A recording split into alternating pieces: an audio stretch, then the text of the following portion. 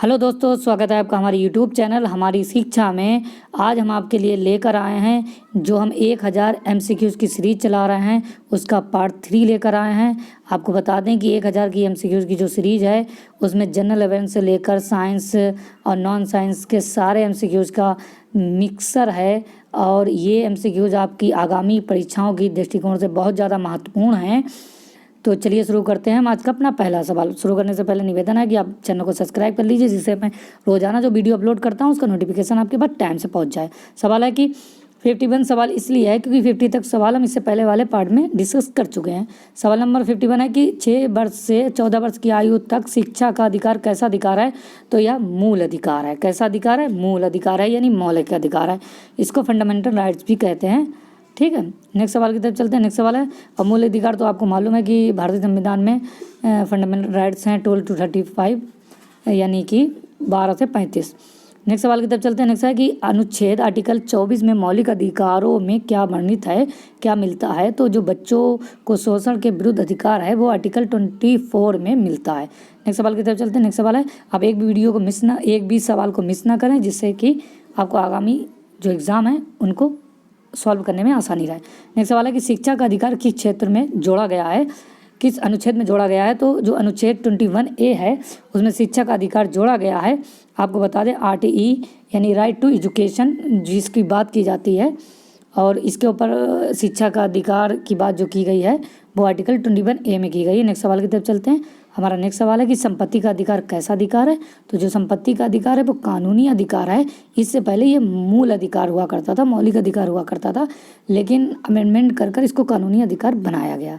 Next सवाल है, next सवाल जो है उसका आपको आंसर हमें कमेंट बॉक्स में देना पड़ेगा। हमारा सवाल है कि सूचना का अधिकार किस अनुच्छेद में जोड़ा गया है? ठीक है, किस अनुच्छेद में जोड़ा गया है सूचना का अधिकार, यानी जिसे RTI कहा जाता है, राइट टू इन्फॉर्मेशन। ठीक है,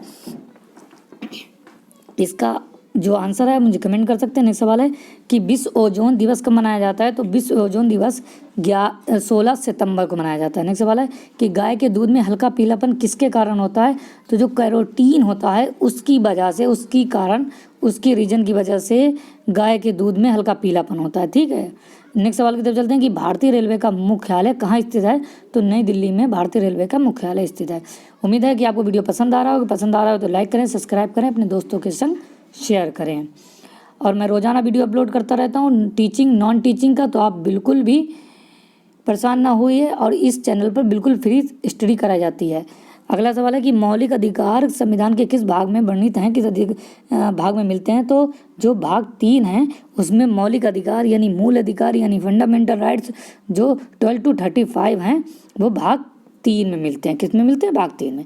नेक्स्ट सवाल की तरफ चलते हैं। नेक्स्ट सवाल है हमारा कि वन दिवस कब मनाया जाता है? तो इसका भी आंसर मुझे आप कमेंट करके बताएं। ठीक है, नेक्स्ट सवाल है कि 1925 में प्रथम रेल बजट किसने पारित किया था? तो जो जॉन मथाई थे उन्होंने पहला रेल बजट पारित किया था। नेक्स्ट सवाल की तरफ चलते हैं कि अंतर्राष्ट्रीय शांति दिवस यानी इंटरनेशनल पीस डे कब मनाया जाता है? तो यह 21 सितंबर को मनाया जाता है, यानी 21 सितंबर को मनाया जाता है। नेक्स्ट सवाल की तरफ चलते हैं कि बेटी दिवस कब मनाया जाता है? तो बेटी दिवस भी 21 सितंबर को मनाया जाता है। इससे आपको कॉन्सेप्ट क्लियर हो रहा होगा कि 21 सितंबर को अंतर्राष्ट्रीय शांति दिवस और 21 सितंबर को ही बेटी दिवस मनाया जाता है। नेक्स्ट है कि विश्व पर्यटन दिवस कब मनाया जाता है? तो यह 27 सितंबर को मनाया जाता है। तो अंतर्राष्ट्रीय जो शांति दिवस है और जो बेटी दिवस है ये दोनों 21 सितंबर को मनाए जाते हैं, और 27 सितंबर को मनाया जाता है विश्व पर्यटन दिवस। नेक्स्ट सवाल की तरफ चलते हैं कि विश्व एड्स दिवस कब मनाया जाता है? तो यह 1 दिसंबर को मनाया जाता है। ठीक है, नेक्स्ट सवाल की तरफ चलते हैं। भारतीय नौसेना दिवस कब मनाया जाता है? तो जो 4 दिसंबर है उसको भारतीय नौसेना दिवस मनाया जाता है। और मैं बहुत फास्ट बढ़ा रहा हूँ इसलिए क्योंकि आपके पास टाइम कम है। आप बहुत ही जल्द से 1000 MCQs को सॉल्व कर लीजिए, उसके बाद हम और MCQ लाएंगे जो आपकी आगामी एग्जाम के दृष्टिकोण से बहुत ज़्यादा महत्वपूर्ण होंगे। अब आपने जो पढ़ना था वो पढ़ लिए, अब आप MCQs को सॉल्व कीजिए। बिना MCQs को सॉल्व करे हुए आप कम वक्त में, कम समय में एग्ज़ाम हॉल में पेपर को सॉल्व नहीं कर सकते हैं, क्योंकि आपकी हैबिट नहीं होती है। आपको एक क्वेश्चन जो होता है फ्रेम में चाहिए होता है, उसी लिए मैं 1000 MCQs की सीरीज चला रहा हूं और उम्मीद करता हूं कि 30 से 40 नंबर का इससे आएगा। नेक्स्ट सवाल की तरफ चलते हैं। नेक्स्ट सवाल है कि विश्व विकलांग दिवस यानी वर्ल्ड डिसेबिलिटी डे कब मनाया जाता है। तो जो वर्ल्ड डिसेबिलिटी डे मनाया जाता है वो 3 दिसंबर को मनाया जाता है। और वर्ल्ड डिसेबिलिटी डे से मैं आपको बता दूं कि डिसेबिलिटी एक्ट 2016 आया था जो दिसंबर 2016 में आया था। उसमें विकलांगों के लिए कुछ प्रावधान किए गए थे, कुछ उन्हें फैसिलिटी दी गई थी, जैसे कि उनका एडमिशन रिजर्वेशन जो था वो 5% कर दिया गया था, और जो उनका जॉब का रिजर्वेशन था उसमें उस रिजर्वेशन को भी इंक्रीज़ करके 4% कर दिया गया था। ठीक है, तो इसके ऊपर मैं पूरा वीडियो बनाऊंगा, आप देख लीजिएगा। नेक्स्ट सवाल की तरफ चलते हैं कि कंप्यूटर दिवस कब मनाया जाता है। तो कंप्यूटर दिवस 2 दिसंबर को मनाया जाता है। नेक्स्ट सवाल की तरफ चलते हैं कि अंतर्राष्ट्रीय क्रिकेट परिषद कहाँ स्थित है। तो दुबई यूएई यानी यूएई में स्थित है। ठीक है, नेक्स्ट सवाल है कि अंतर्राष्ट्रीय जल विज्ञान संगठन कहाँ स्थित है। तो ये मोनाको में स्थित है। नेक्स्ट सवाल की तरफ चलते हैं कि अंतर्राष्ट्रीय दूरसंचार संघ कहाँ स्थित है। तो जिनेवा के स्विट्जरलैंड में स्थित है। ठीक है, नेक्स्ट सवाल की तरफ चलते हैं कि आधुनिक ओलंपिक खेलों का आयोजन सर्वप्रथम यानी सबसे पहले कब यानी किस सन में हुआ था। तो 1896 में पहली बार हुआ था। कब किया हुआ था? 1896 में पहली बार हुआ था। नेक्स्ट सवाल की तरफ चलते हैं कि amateur athletics federation of India यानी कि AAFI की स्थापना कब हुई थी। तो 1946 में जो AAFI की स्थापना हुई थी, और आपको मालूम होगा कि 1947 में भारत आज़ाद हुआ था।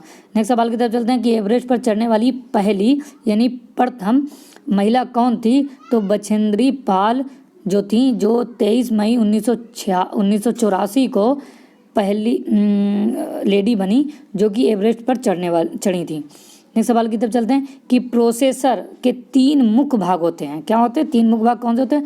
ALU होता है, कंट्रोल यूनिट होता है, और रजिस्टर होता है। नेक्स्ट सवाल की तरफ चलते हैं कि एक हार्डवेयर डिवाइस जो डाटा को अर्थपूर्ण इन्फॉर्मेशन में परिवर्तित करती है, कन्वर्ट करती है, क्या कहलाती है। तो वो प्रोसेसर कहलाती है। नेक्स्ट सवाल की तरफ चलते हैं। नेक्स्ट सवाल है, इसका आप मुझे जवाब जो है, इसका जो आंसर है मुझे कमेंट कर सकते हैं कि फुटबॉल का ब्लैक पर्ल किसे कहा जाता है। ठीक है, उम्मीद है कि आपको वीडियो पसंद आ रहा होगा। अगर पसंद आ रहा हो तो लाइक करें, सब्सक्राइब करें, अपने दोस्तों के साथ शेयर करें। और बाकी वीडियो भी मैं बना चुका हूं, तो जिसका डिस्क्रिप्शन में मैं लिंक दे दूंगा। मैंने संपूर्ण मुगल कालीन पर भी वीडियो बनाया, तो उसके लिए आपको प्लेलिस्ट में जाइए और सब मिल जाएगा।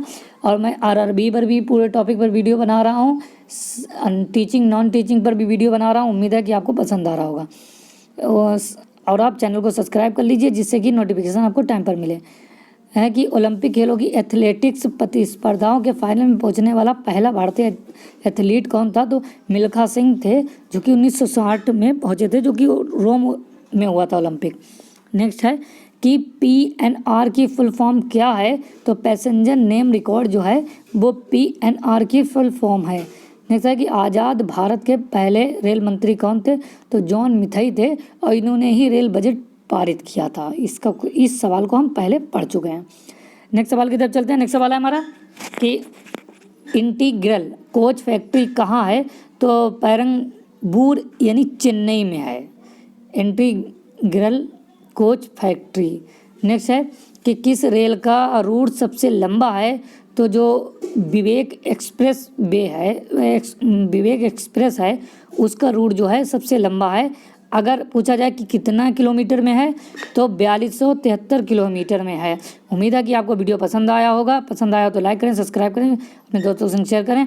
और आज का वीडियो यहीं तक, और बाकी जो क्वेश्चन बचे हुए हैं उसके लिए हम नेक्स्ट वीडियो में आएंगे, जो हम कल अपलोड कर देंगे। इतना आप पढ़ लीजिए। आप अगर जो सवाल आपको समझ में ना आ रहा उसको आप मुझे कमेंट कर सकते हैं। उम्मीद है आपको पसंद आया होगा। शुक्रिया, धन्यवाद, फिर मिलते हैं।